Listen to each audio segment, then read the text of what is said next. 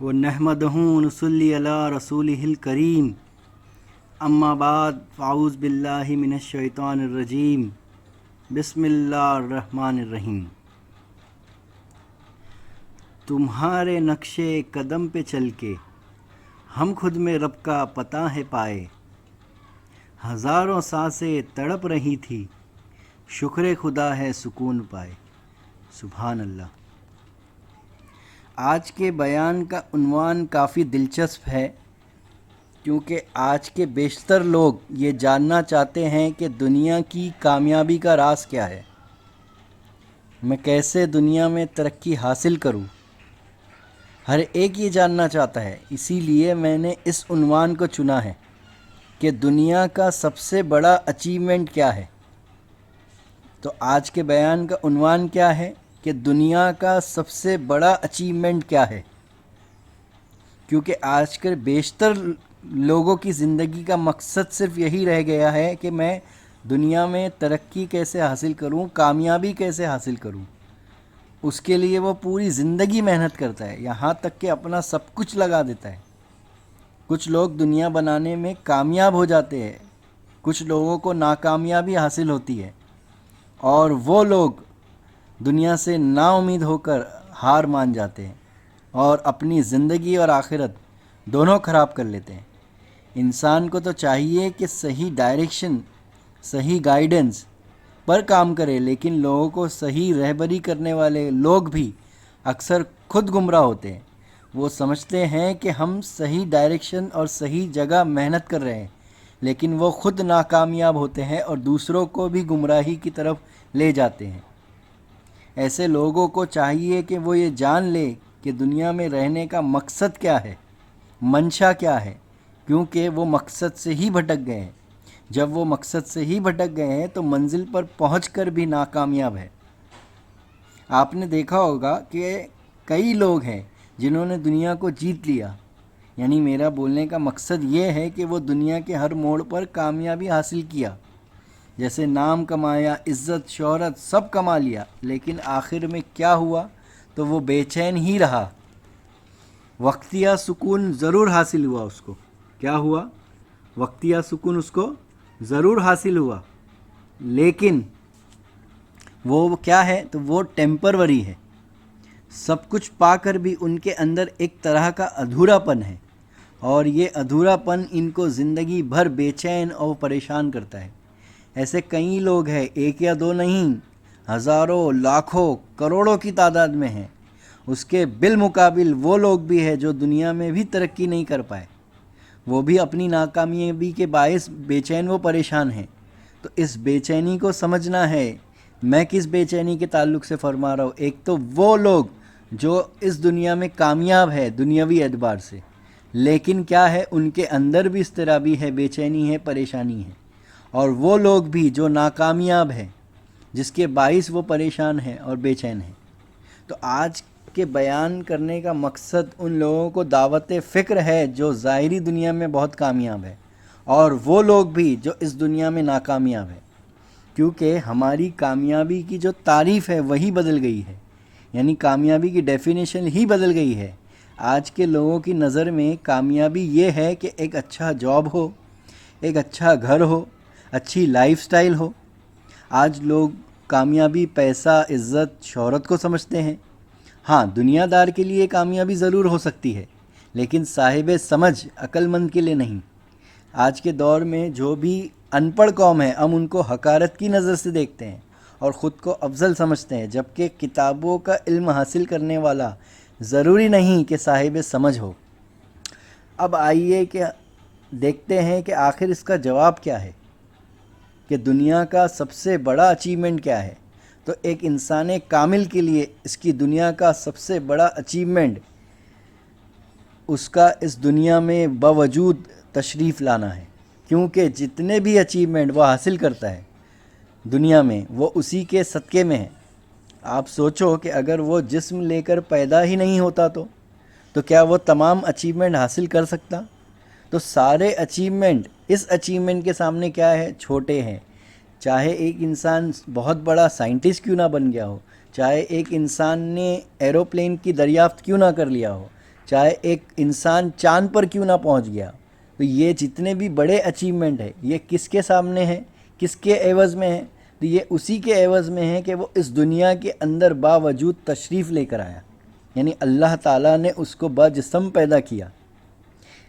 ارے بابا، ایسے کئی اسپم ہیں جو بہہ گئے، نہ جانے ان میں کتنے مخلوق پوشیدہ تھے، کتنے انسان پوشیدہ تھے اس میں، کیونکہ ایک قطرے میں ہی سمندر چھپا ہوا ہے۔ لیکن احسان ہے اس رب قدیر کا جس نے صحیح سلامت باجسم اس دنیا میں پیدا کیا، جس کے صدقے میں انسان اتنی ترقی کر رہا ہے۔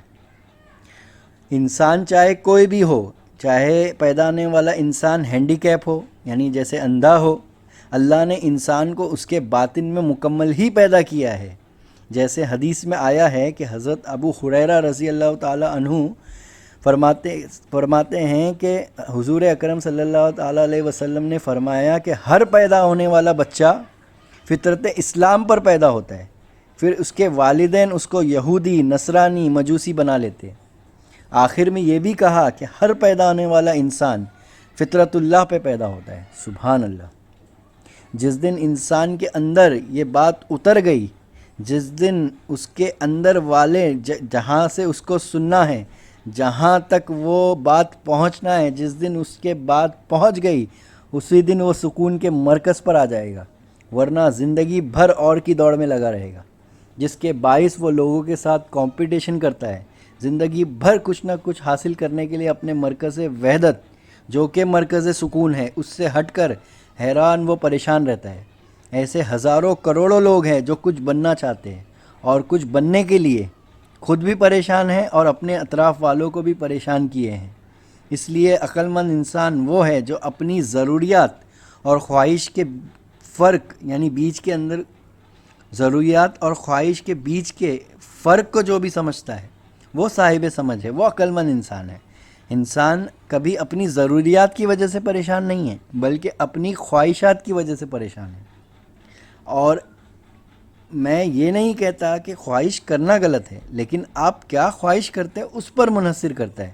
جیسے ایک انسان ہے، یہ وہ خواہش رکھتا ہے کہ اپنے آپ کو اندر سے بدلے، اپنے کو اندر سے مضبوط کرے، تو اس کو حاصل کرنے کے اگر وہ کچھ عمل کرے تو وہ خواہش اس کو کبھی نقصان نہیں پہنچا سکتی، کبھی اس کو اندر سے پریشان نہیں کر سکتی۔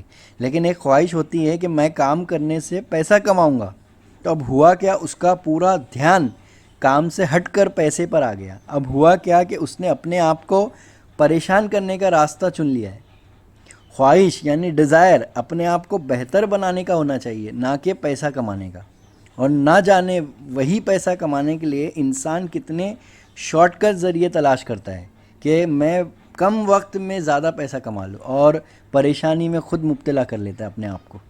تو میرا بیان کرنے کا مقصد یہی ہے کہ انسان اپنی اصل خواہش، مقصد کو سمجھے، اپنی اصل کو سمجھے، تاکہ اس دنیا میں سکون دائمی حاصل کر سکے، ورنہ زندگی بھر حیران اور پریشان ہو کر زندگی بسر کرے۔ فیصلہ آپ کو کرنا ہے، ہمارا کام تو یہ ہے کہ انسان کے اندر سکون دائمی کیسے پیدا ہو سکے، سکون دائمی یعنی وہ سکون کیسے قائم ہو سکے۔ پیر کا کام تو وہ ہے مرید کے لیے۔ جیسے میرے پیر طریقت حضرت معروف پیر ایک جگہ لکھتے ہیں کہ جنتی وہ نہیں جو جنت میں رہنے کا طلبگار ہو، بلکہ جنتی تو وہ ہے جس کے اندر جنت ہو۔ سبحان اللہ۔ اس کا مفہوم یہ ہے کہ اندر سے انسان کو سکون دائمی حاصل ہو جائے۔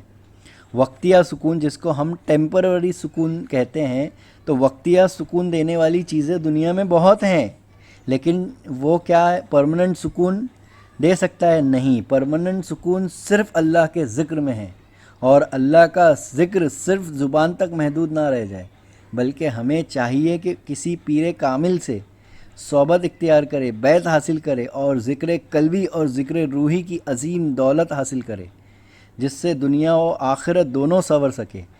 یعنی ہمارا جو مقصد ہے زندگی میں آنے کا، ہماری ایک سائیکل ہے، وہ پوری ہو سکے۔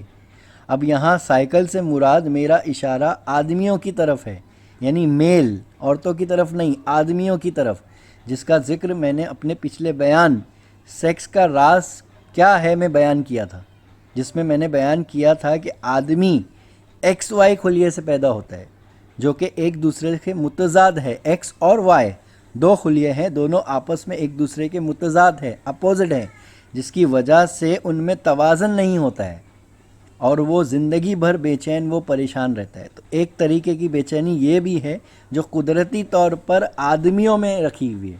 اگر اسے چاہیے کہ وہ سکون دائمی اسے حاصل ہو جائے تو وہ کسی پیر کامل کی صحبت اور خدمت حاصل کرے, اس کے سوا تو کوئی چارہ نہیں. میری دعا ہے کہ ہم تمام کو سکون دائمی عطا کرے, آمین.